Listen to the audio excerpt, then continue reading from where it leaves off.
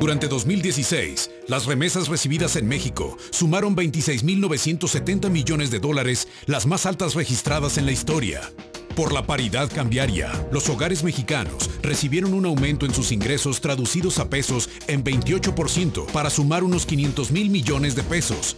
Tan solo en el mes de diciembre, los paisanos enviaron a México 2.336 millones de dólares, lo que las autoridades hacendarias califican como una acción preventiva ante el riesgo de deportaciones masivas. El 95.4% de las remesas hacia México provienen de Estados Unidos y apenas 1.1% de Canadá.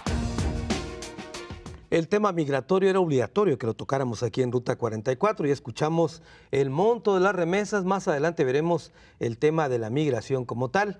Pero antes saludo con mucho gusto a Miguel Castro Reynoso, es el secretario de Desarrollo e Integración Social de Jalisco. Miguel, bienvenido. Carlos, gracias por el espacio y la oportunidad de platicar contigo y con quienes amablemente nos ven y nos escuchan.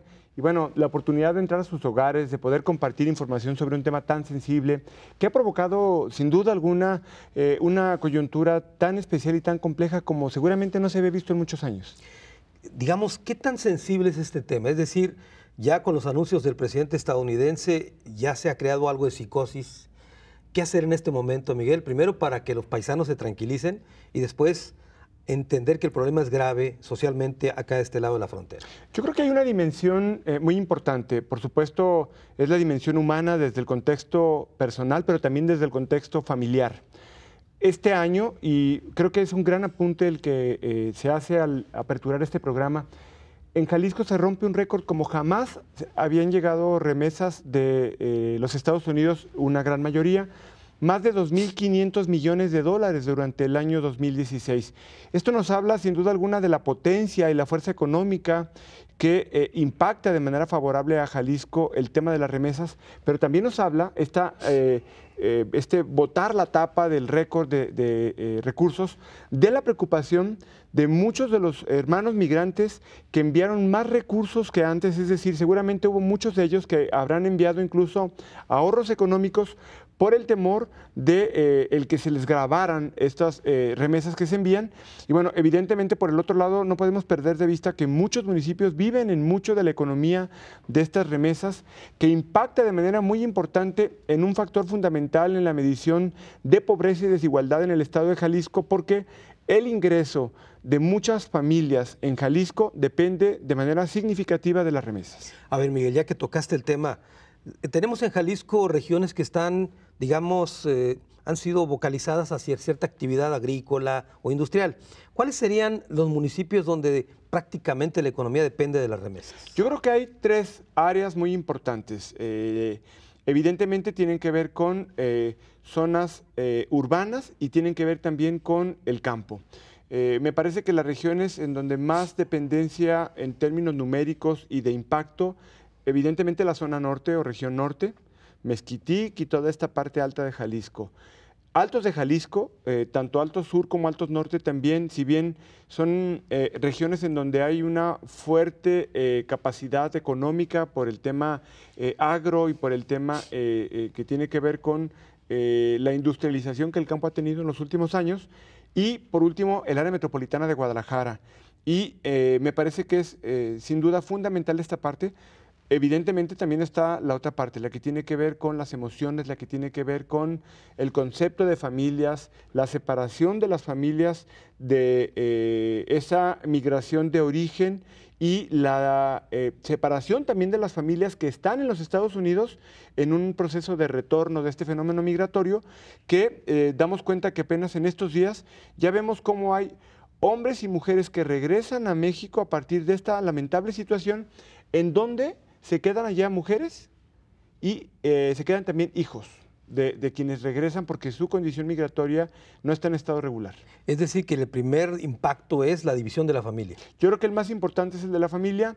El segundo impacto importante tiene que ver con cómo en la parte individual tú atiendes un problema psicológico que viene agravándose fuertemente, es decir, la condición o la dimensión humana, y la otra parte sin duda alguna tiene que ver con la cuestión política, social y evidentemente la económica. De acuerdo. Te voy a preguntar con más profundidad más adelante qué va a hacer Jalisco, me refiero al gobierno del estado, para atender este problema social, pero digamos que esto todavía no comienza, ¿no, Miguel? Yo creo que sí comenzó ya. El estado de Jalisco se preocupó desde el año pasado en cómo diversificábamos los espacios físicos de atención a la población migrante. No podemos perder de vista algo. El área de Los Ángeles o la parte sur de California es el área en donde hay una mayor cantidad de jaliscienses de primera y segunda generación que allá viven, y antes de esto solamente se estaba atendiendo a población en Chicago. Hoy hay 3 centros Jalisco, 2 que tienen un costo económico de arrendamiento, ubicados en zonas en donde hay fácil acceso, en donde vive la población jalisciense, y un tercero que se aperturó en San Francisco con el apoyo del Consulado General, que nos han permitido dar atención, y bueno, una serie de medidas que se están tomando y que, como bien lo dices, apenas habremos de empezar a sentir el impacto real, porque hasta antes de la toma de protesta y del arribo del nuevo presidente, sentíamos que mucho era como un juego de debates, de palabras y de lenguaje. De acuerdo. Vamos a continuar hablando del tema, Miguel. Tengo que hacer una pausa. Después de la misma, platicaré con otro de nuestros invitados.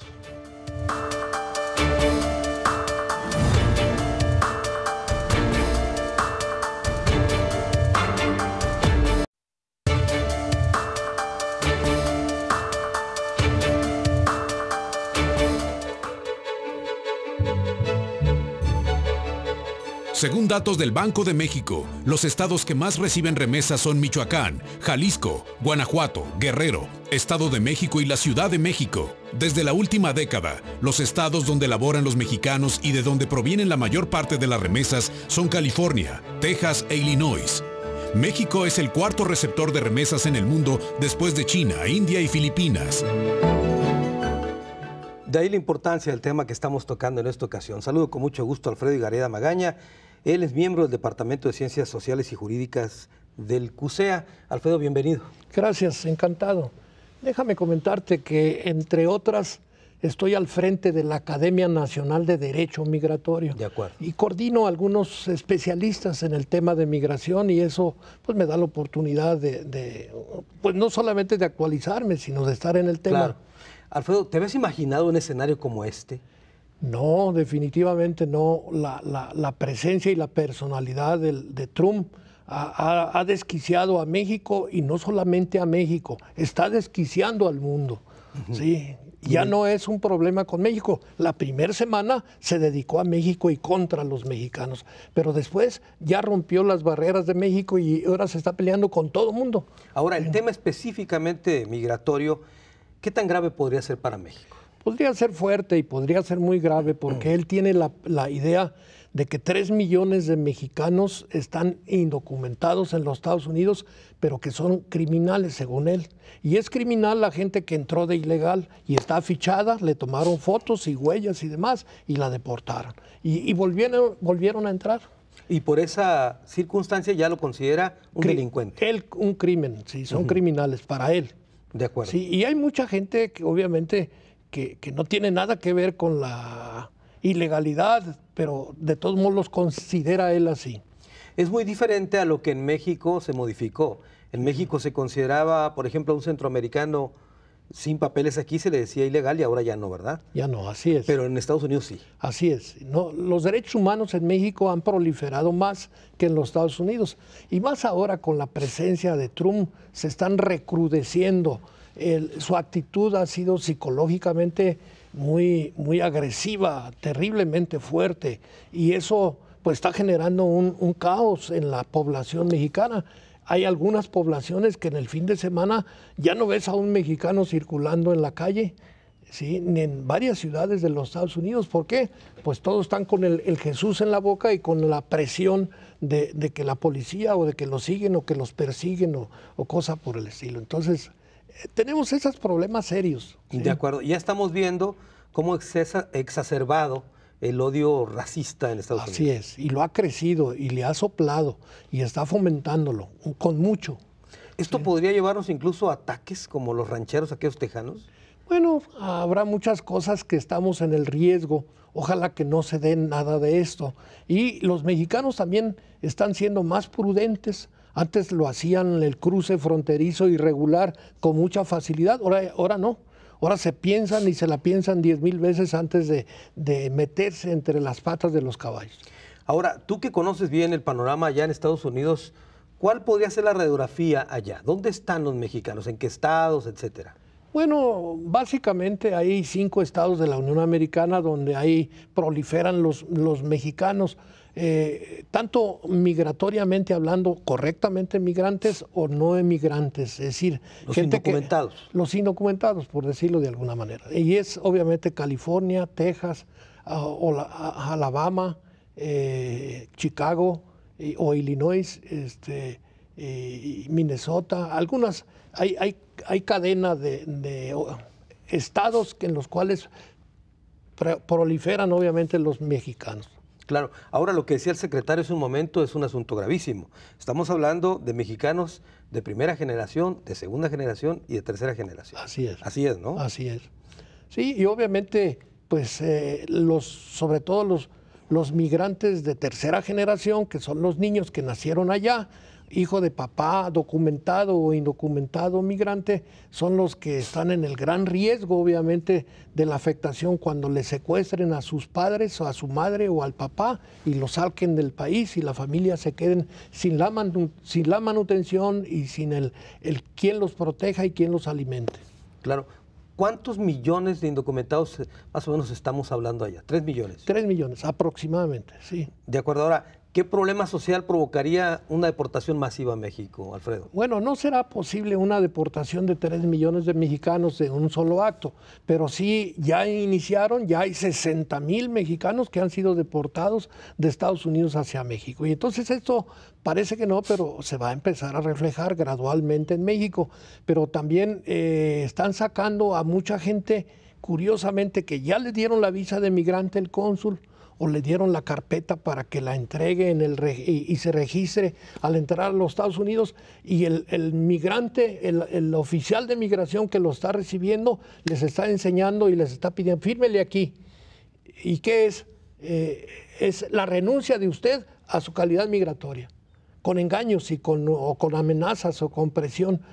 Una gente que no tiene antecedentes en los Estados Unidos de ninguna naturaleza, les están quitando la calidad de migrante que ya les concedió el juez en el consulado, y a la hora de cruzar lo deja sin efecto. Ahora lo están dejando en la indefensión. En un estado de indefensión absoluta. Y los están engañando a la hora de firmar eso. Así es, también. Con ese documento firmado ya no podrían tener derecho a nada. Ya renunciaron a la calidad de inmigrante.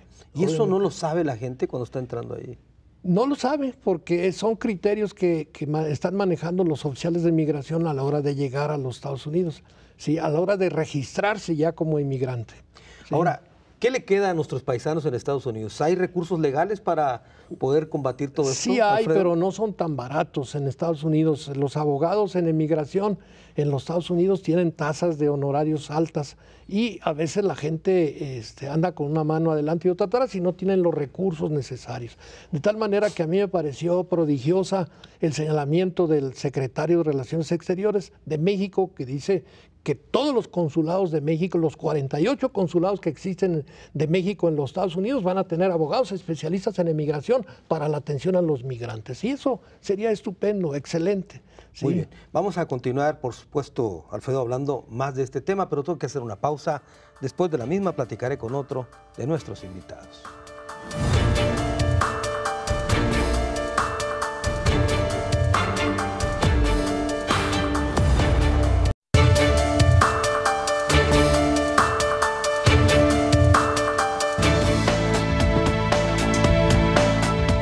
En Estados Unidos laboran 12 millones de connacionales, de los cuales 5.5 millones son indocumentados, aunque otros especialistas estiman que alcanzarían los 8 millones. Una deportación masiva provocaría una severa crisis, pues además de afectar las remesas, México tendría que generar fuentes de empleo. Cada año se estima que el país requiere generar al menos 800,000 nuevos empleos para jóvenes que se incorporan al mercado laboral. Bueno, de ese tamaño es el universo de paisanos que están en Estados Unidos, de ahí las remesas que generan anualmente, como ya dijimos hace un momento, las más altas de la historia se registraron en el 2016. Saludo con mucho gusto a Mariana Márquez Laureano, ella es directora del Instituto Jalisciense para Migrantes. Mariana, bienvenida. Gracias, Carlos, gracias por invitarme.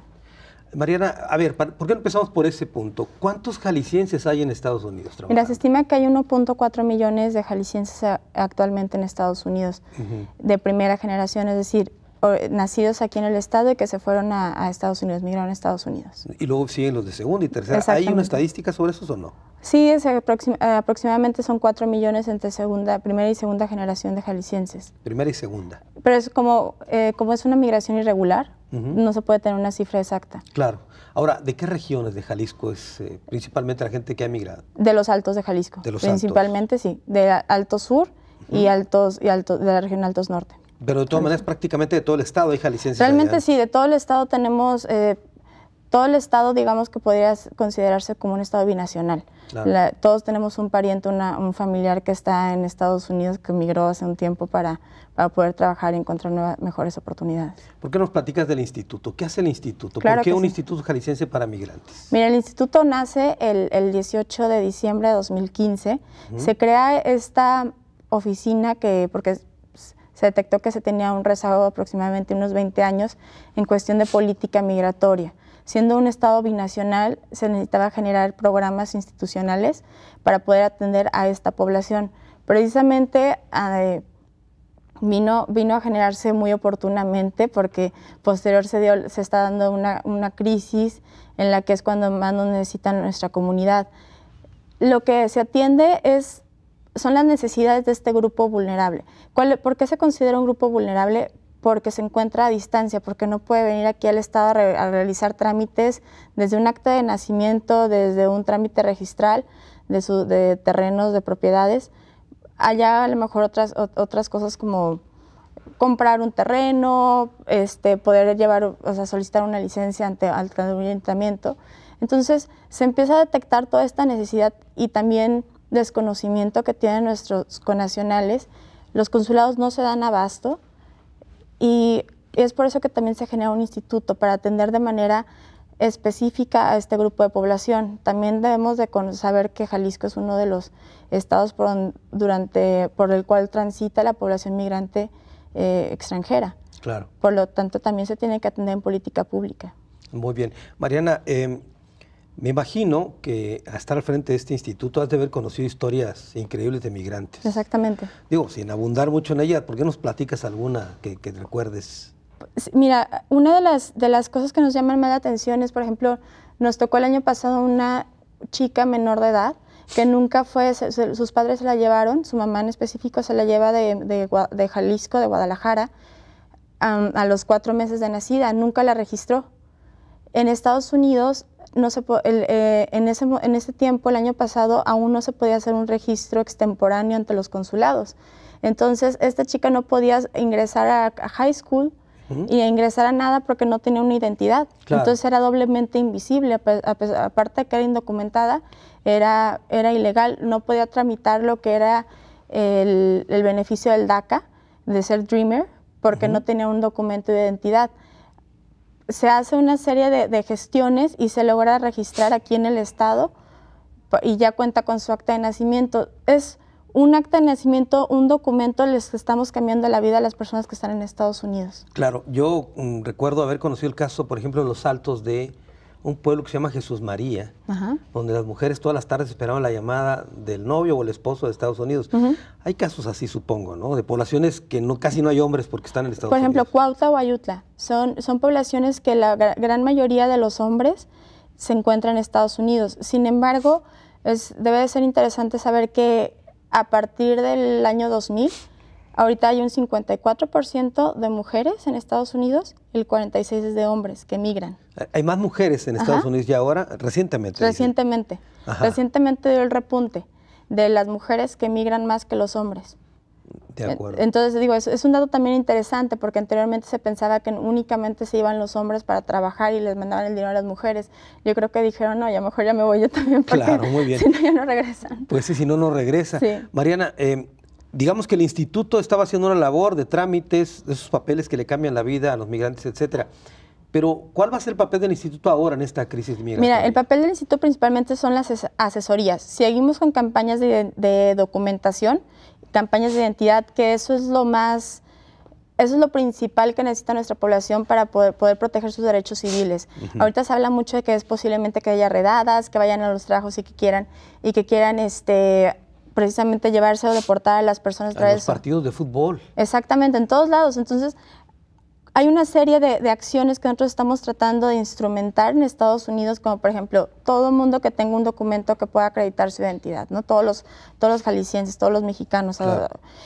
Otra de las cuestiones también es poderles dar a conocer cuáles son los derechos civiles, qué hacer en caso de una redada. Estamos haciendo ferias legales de manera itinerante, ahorita ya están de manera permanente en los centros Jalisco, atendiendo todos los casos. También se creó una línea para hablar desde Estados Unidos a México de manera gratuita. Claro. Para las personas que no están en esas ciudades donde tenemos las oficinas en Estados Unidos. Que sería Los Ángeles. Los Ángeles, Chicago y San Francisco. Y San Francisco. Muy bien. Tengo que hacer una pausa, Mariana. Vamos a continuar, por supuesto, hablando del tema. Tengo que hacer una pausa después de la misma. Ya hemos escuchado la opinión de nuestros invitados. Nuestro tradicional cruce de caminos aquí en Ruta 44.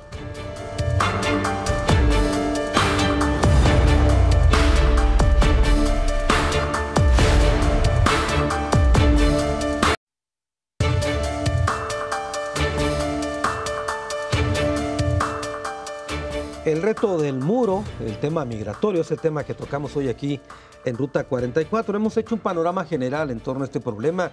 Te pregunto, Miguel Castro, ¿qué hacer ante esta situación de crisis social que viene?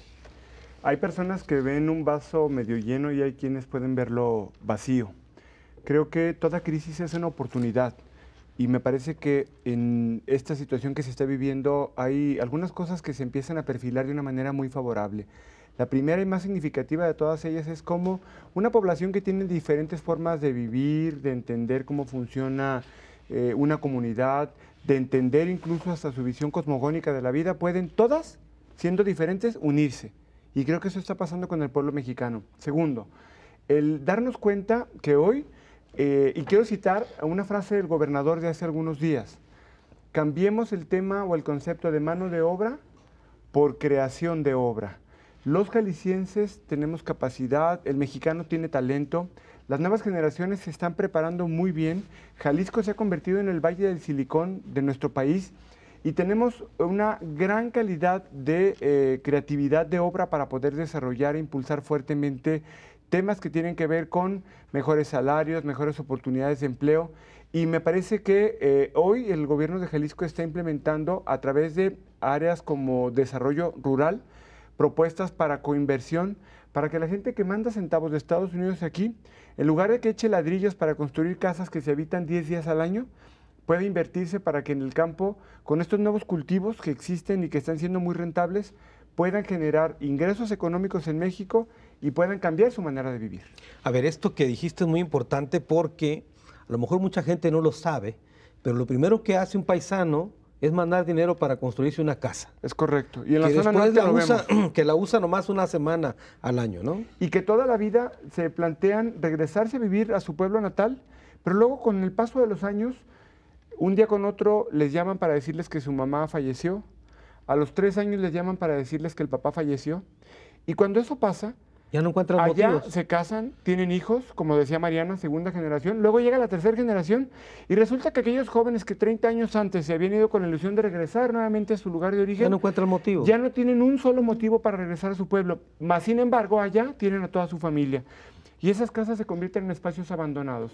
¿Qué podemos encontrar como alternativa? Y tú hablabas hace rato de historias y yo quiero compartir una historia de una empresa que empezó con personas que se fueron de México a Estados Unidos a trabajar en el campo, particularmente en el tema de la flor.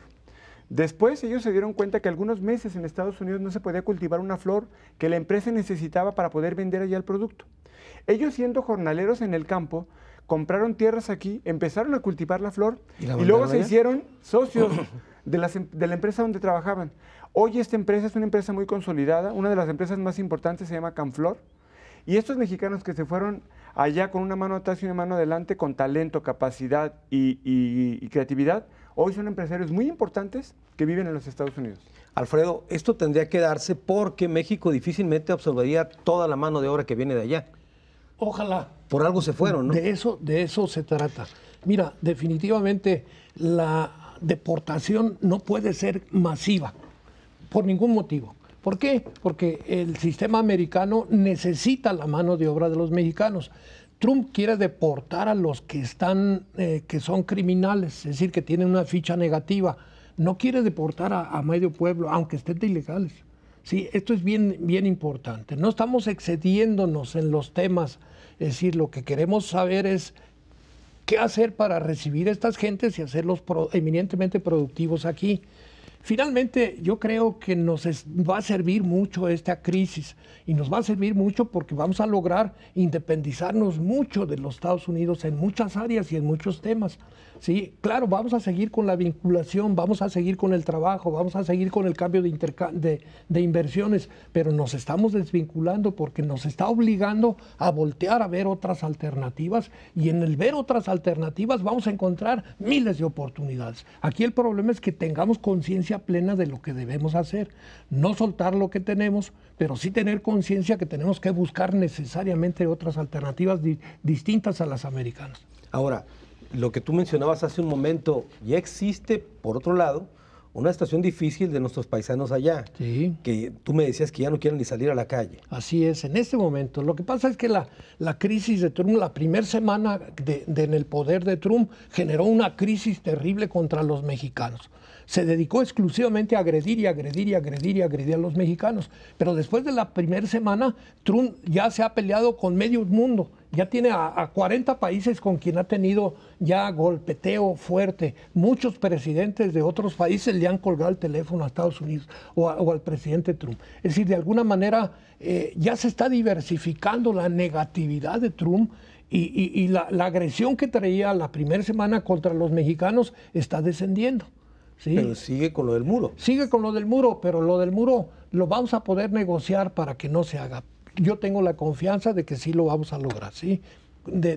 Hay 20 maneras de negociar el tema. Muy bien.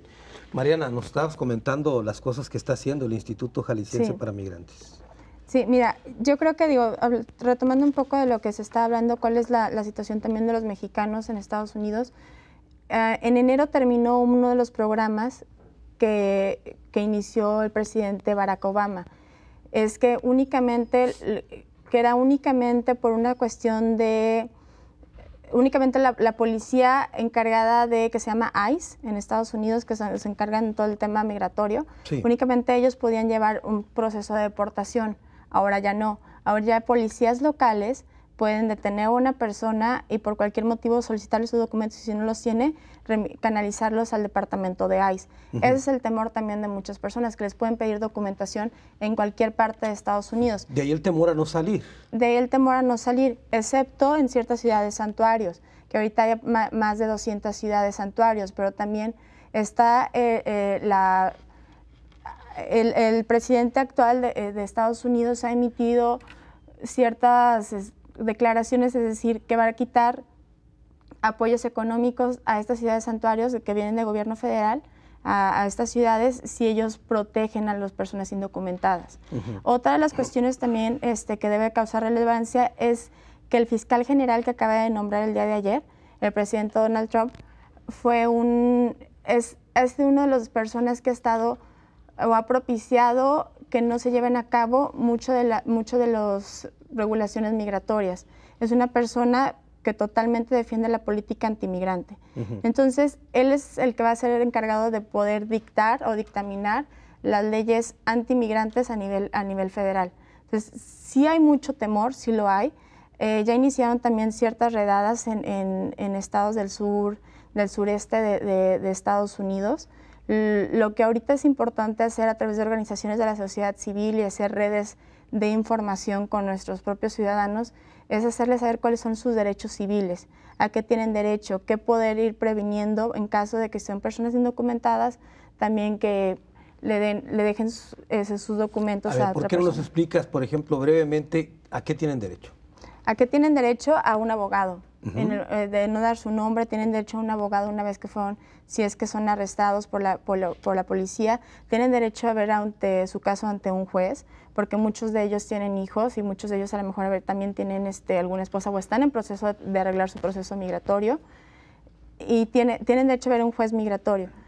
Y generalmente lo que hace a veces la policía es de que los hacen firmar una salida voluntaria y los deportan de manera inmediata. Entonces lo que les queremos hacer saber es que no tienen que firmar nada, que no firmen nada, no firmar la salida voluntaria, porque los procesos para ver a un juez son muy largos, tardan de 3 a 5 años.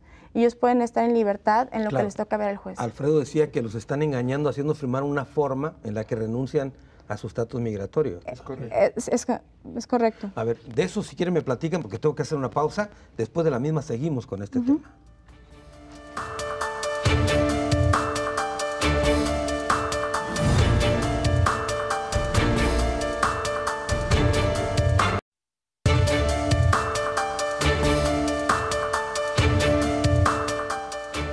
El reto del muro, el fenómeno migratorio que estamos viviendo es el tema que tocamos en esta ocasión en Ruta 44. Miguel Castro, comentabas algo ahorita muy interesante, no sé si quieres retomarlo. Sí, claro. Un apunte de lo que bien comentaba Mariana es que en estos días una senadora demócrata, cuando se hace el nombramiento del fiscal general, pide para exposición de motivos o para hechos o para aunar información al respecto, leer una carta que la viuda de Martin Luther King, a finales de los 80s, ella redacta en una posición en contra del nombramiento de un juez federal. Es la misma persona que hoy es fiscal, por 2 motivos, xenofobia y racismo. Y curioso, en el país de la democracia, de que se jacta de la democracia, el presidente del Senado no permitió que esta senadora demócrata pudiera leer el texto íntegro de esa carta que generó en menos de 24 horas 10 millones de likes en su cuenta personal de Facebook. Muy bien. Miguel, en el caso de los paisanos que están allá, el gobierno del estado de Jalisco particularmente, ya decía Mariana, a través de las casas que tiene allá y todo, va a orientar, pero ¿qué más podemos hacer?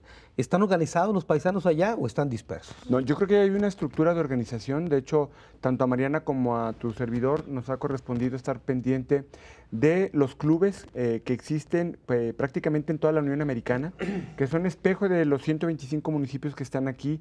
Hay organizaciones de federaciones que trabajan en torno a ellos y hay toda una estructura que se ha fortalecido mucho por un programa muy reconocido que se llama 3x1 Migrante, que es una de las rutas de trabajo que ha generado una base social en los Estados Unidos y que hay países o estados que no tienen la base que Jalisco sí cuenta, por un lado. Por el otro, creo que ha habido una gran preocupación sensata de parte del gobernador Aristóteles Sandoval de plantear una serie de mecanismos transversales. Por ejemplo, que los estudiantes que por alguna situación provenientes de un programa, no sé si Mariana ya lo comentó, el DACA, que es un programa que el presidente Obama planteó para que quienes estaban en una condición de migración irregular pudieran estudiar y trabajar sin mayor problema allá.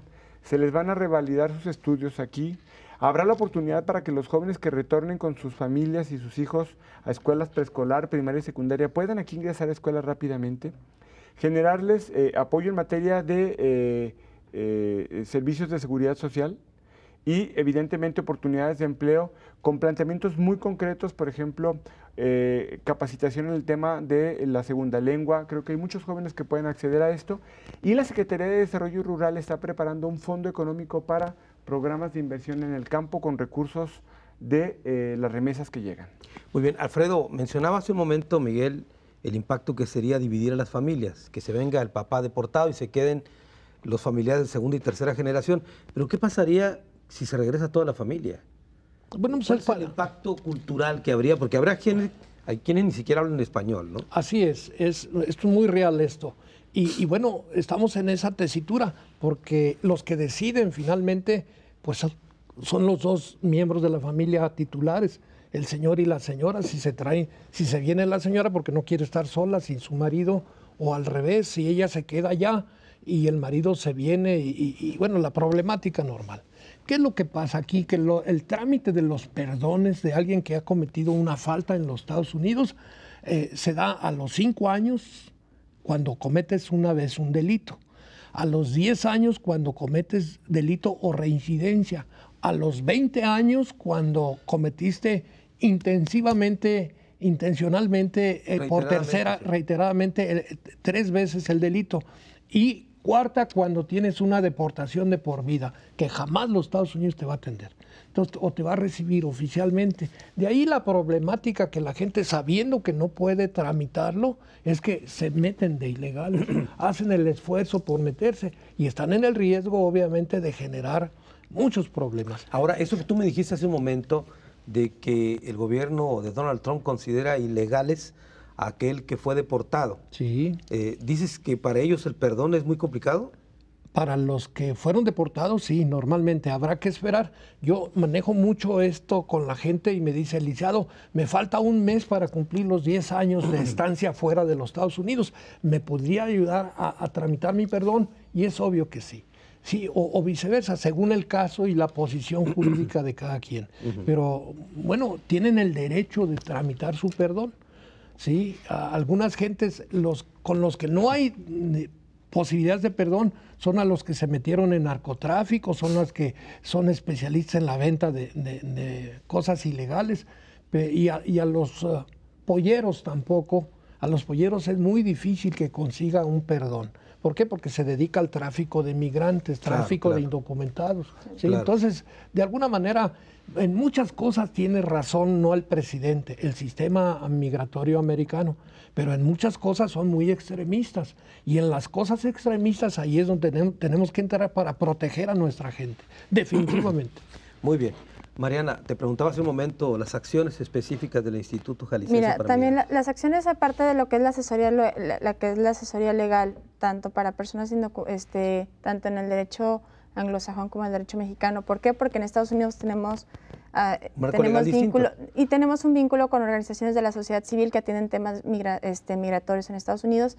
Aquí contamos en el instituto con personas, con abogados también que pueden orientar en distintos temas, en distintas materias del derecho.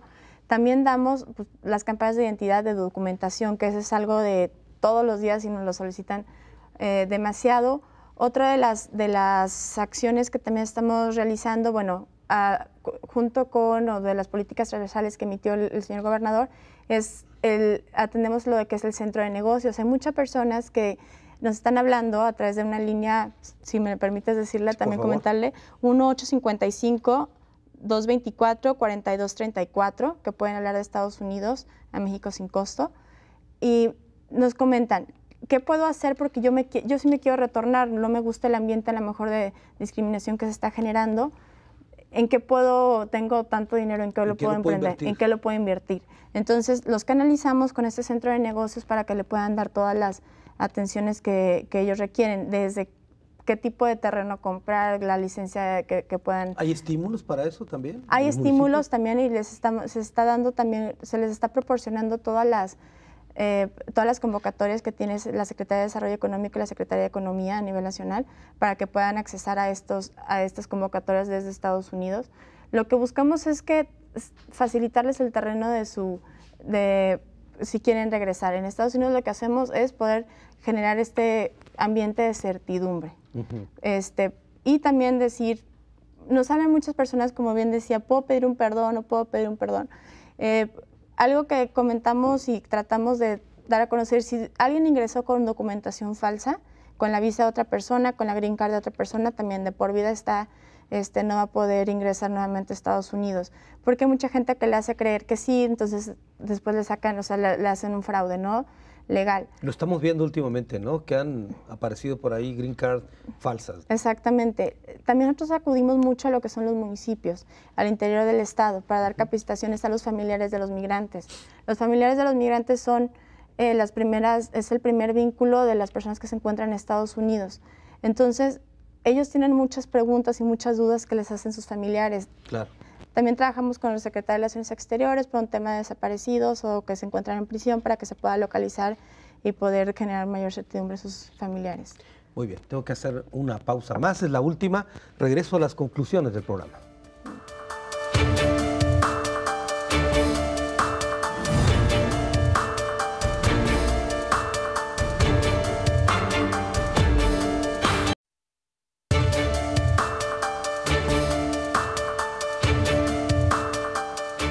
El reto del muro es el tema que tocamos hoy aquí en Ruta 44. Estamos llegando a la parte final del programa. Vamos a las conclusiones del mismo. Comienzo contigo, Miguel. Bueno, un par de comentarios. El primero tiene que ver con cuál es el concepto que Estados Unidos tiene con respecto a los bad hombres de que se refería el presidente Trump.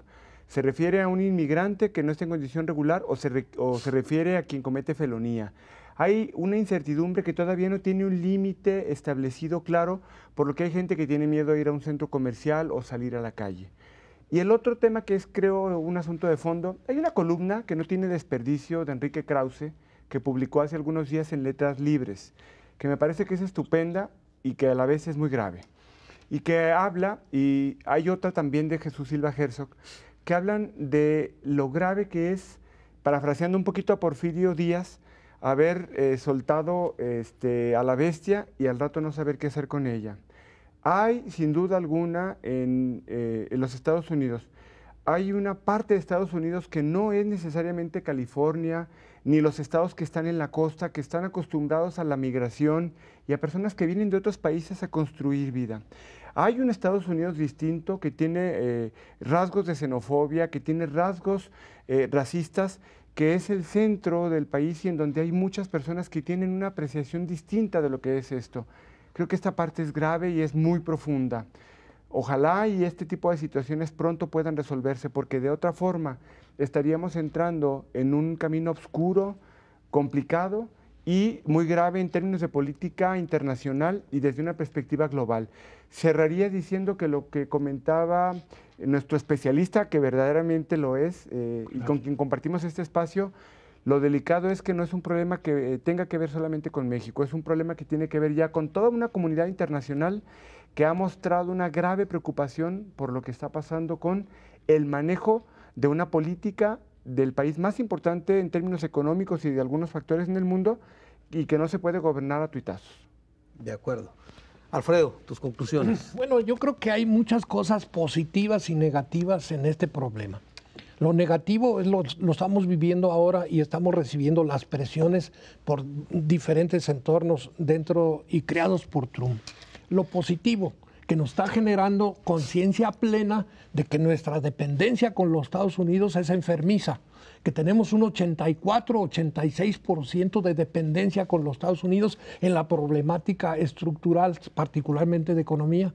Y si tomamos conciencia los mexicanos de que tenemos esa enorme dependencia y buscamos las alternativas de solución, encontrando las fuentes de ingresos, de trabajo, de negocio en otras latitudes que nos están tocando la puerta, la gente nos está diciendo, tú estás así porque dependías directamente de los Estados Unidos. Vente con nosotros, nos están ofreciendo países de otras latitudes que empecemos a trabajar en coordinación con ellos para cubrir las necesidades de ellos o abastecernos o demás. Entonces yo creo que la problemática, tenemos que sacarle algo bueno a esto. Y eso bueno tiene que ser el concepto de independencia que debe tener México, porque tiene una dependencia enfermiza con los Estados Unidos. Entonces, yo no creo que sea del todo malo. Que está mal el señor presidente de los Estados Unidos, está mal, eso está fuera de discusión. Pero gracias a su actitud enfermiza, arrogante, déspota, bueno, está generando conciencia plena de los mexicanos y nos estamos uniendo para buscar las alternativas. Yo creo que lo que planteaba la señorita de las inversiones en el campo, mayoritarias, no, que vengan o no vengan de los Estados Unidos, encantado. Yo estoy trabajando mucho en países europeos y en países de Asia y africanos, en generar divisas para generar fuentes de trabajo en México. Particularmente las quiero enfocar a los ejidos y a las comunidades indígenas. Esa es la problemática. La mayoría de nuestros migrantes viven ahí. Gente ignorante, gente que no ha tenido escuela, gente que no ha tenido formación, gente que no ha tenido estructura. Pero ahora las nuevas tecnologías nos están permitiendo que con una sola aparato de televisión demos clases de lo que sea con las escuelas, con las universidades tecnológicas. Este cambio tecnológico nos debe favorecer mayoritariamente y de una manera extraordinaria. ¿Qué es lo que tenemos que hacer? Hacerlo. ¿Sí? Que en todos los ejidos de México y particularmente de Jalisco haya 1, 2, 3, 5 universidades que estén haciendo presencia, transformando a la gente, culturizándola, enseñándolas a ser emprendedores básicamente. Ese es el centro, esa es una de las líneas de solución. Muy bien. Mariana, tus conclusiones. Gracias. Bueno, mis conclusiones irían encaminadas a una palabra que mencionó el gobernador en el momento de dar su discurso sobre las medidas para apoyar a los migrantes, es la palabra dignidad.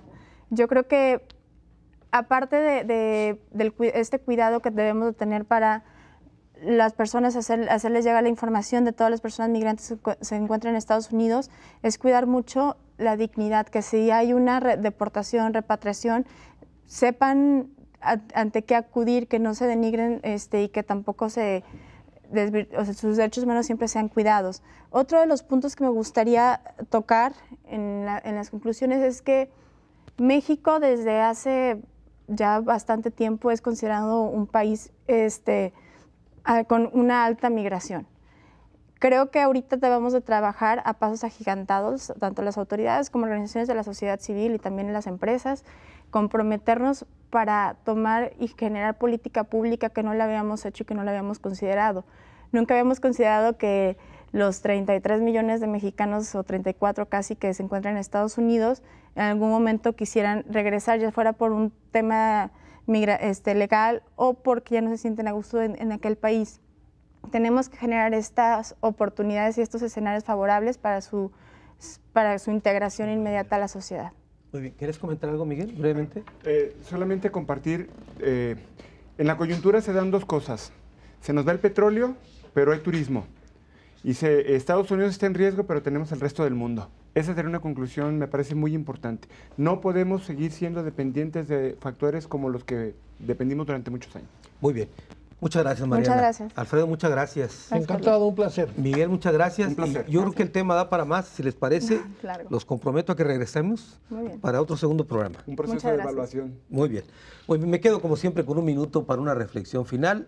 Hay tres escenarios que yo plantearía. El primero de ellos, una situación preocupante porque ante la inquietud que viven nuestros paisanos en Estados Unidos con el temor de no querer salir a la calle, creo que la mejor forma de combatirlo, ya lo decía Mariana, es con información. Informarles hasta dónde sí, hasta dónde no pueden hacer cosas. Segundo, ante esta posible situación de que los migrantes regresen, que hay deportaciones, etcétera, la división de familias allá, esto nos va a llevar a un entorno social complicado. Pero hay que hacer lo que el mexicano sabe hacer y muy bien, ingenio. Hay que crear cosas y hay que brindar oportunidades a los que regresan para que las familias no vivan este distanciamiento en forma tan dolorosa. Y un último punto, si Donald Trump insiste en levantar un muro, hay que informarle que de este lado, en México, ya se está formando también un frente con una mano extendida. Hasta la próxima, muchas gracias.